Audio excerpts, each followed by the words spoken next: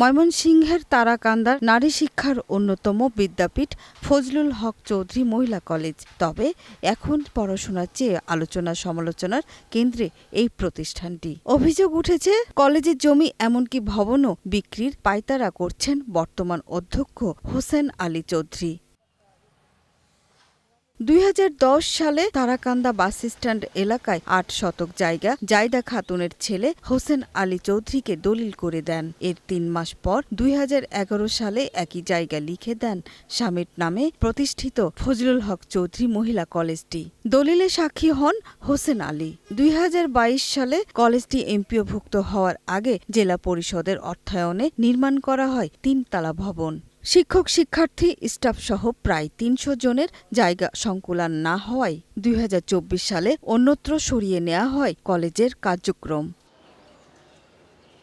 ওই বছরেই ১২ সেপ্টেম্বর অধ্যক্ষ ১,৩৩,০০,০০০ টাকায় জায়গাসহ কলেজ ভবনটি বিক্রি করে দেওয়ার অভিযোগ উঠেছে। সম্প্রতি বিষয়টি জানাজানি হলে বিক্ষুব্ধ হয়ে ওঠেন শিক্ষক শিক্ষার্থী ও অভিভাবকরা।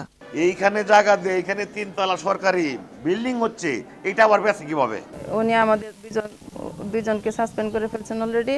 এখন আমরা অনিশ্চয়তার মধ্যে আছি। আমরা এটার একটা সমাধান চাই, সুন্দর একটা সমাধান চাই আমরা। এ নিয়ে প্রতিবাদে নামায় ২ শিক্ষককে করা হয়েছে সাময়িক বরখাস্ত। দলিলে ভুল বুঝাবুঝি হয়েছে জানিয়ে অনিয়মের বিষয়টি এড়িয়ে যান অধ্যক্ষ। এটা মিস্টেক হয়েছে, এটা কিভাবে আমি উকিলের সাথে বুঝিয়ে কিভাবে কি করা যায়, আমি দেখি কি করা যায়। কলেজ বিক্রিকে কেন্দ্র করে উত্তেজনার মধ্যে তদন্ত কমিটি গঠনের পাশাপাশি প্রয়োজনীয় পদক্ষেপ নেয়ার কথা জানিয়েছেন স্থানীয় প্রশাসন ও সংসদ সদস্য। তদন্ত কমিটি গঠন করে তদন্ত কমিটি রিপোর্ট দিলে রিপোর্টের প্রেক্ষিতে আমরা প্রয়োজনীয় আইনগত ব্যবস্থা গ্রহণ করব। কলেজ শুধু না, কেউ কারো ক্ষতি করতে পারবে না, কোনো প্রতিষ্ঠান ক্ষতি করতে পারবে না। আমরা ক্ষতির জন্য আসি না, সব উপকারের জন্য আসছি।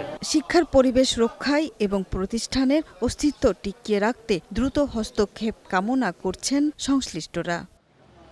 সুরাইয়া অনু, গ্রিন নিউজ ডেস্ক।